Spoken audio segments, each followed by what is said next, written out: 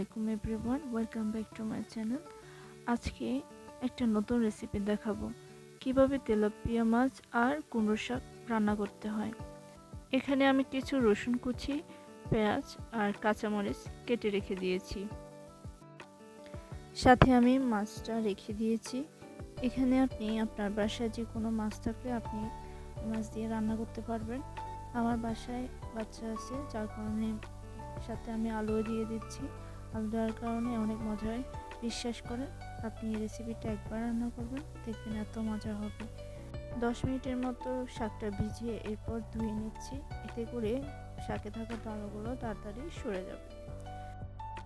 প্রথমে আমি সাদা তেল নিয়ে নিচ্ছি পরিমাণ মতো।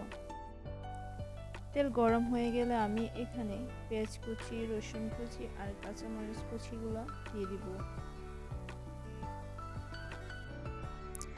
স্বাদ মতো লবণ দিয়ে আমি মশলাগুলোকে লাল করে নেব। সেই সাথে হলুদের গুঁড়া 2 চামচ, মরিচের গুঁড়া 1 চামচ এবং জিরের গুঁড়া দিয়ে দেব। সবগুলো মশলাকে নেড়ে ছেড়ে আমি এখানে আধা কাপ পরিমাণ পানি দিয়ে দেব। আর এই পুরো পানিতে আমাদের মশলাগুলো একদম সিদ্ধ হয়ে যাবে। এরপর 2 মিনিট সিদ্ধ করার পর আমরা মাছটা দিয়ে দেব এবং ঢাকনা দিয়ে মাছটা ঢেকে দেব। এতে করে মাছটা ভালোভাবে সিদ্ধ হয়ে যাবে। আর এ পর্যায়ে আমি আর কোনো পানি দিচ্ছি না, একদম এখানেই মশলা আর মাছটা একদম পুরোপুরি কষিয়ে নেব।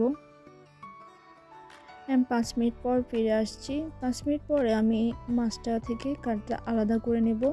আপনারা দেখবেন এভাবে নাড়াচাড়ার পর কাঁটাটা আলাদা হয়ে যাচ্ছে। এ পর্যায়ে আপনারা এটা তুলে নেবেন। কাঁটা আলাদা করার পরে আমি এখানে কেটে রাখা আলু কুচিগুলো দিয়ে দিচ্ছি। সাথে আমি 2 কাপ পরিমাণ পানি অ্যাড করছি, যাতে আলুগুলো নরম হয়ে যায়, এবং একটি ঢাকনা দিয়ে আমি ঢেকে দিচ্ছি। এভাবে আমি 7 থেকে 8 মিনিট রান্না করব।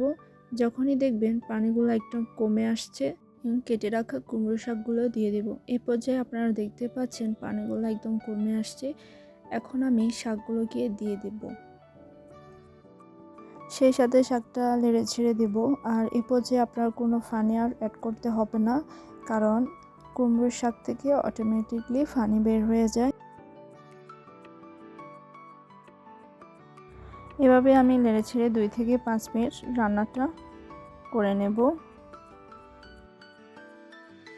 কিছুক্ষণ পর দেখবেন রান্নাটা একদম পানি ভরপুর হয়ে গেছে, আর তখনই বুঝবেন রান্নাটা শেষ পর্যায়ে আসছে।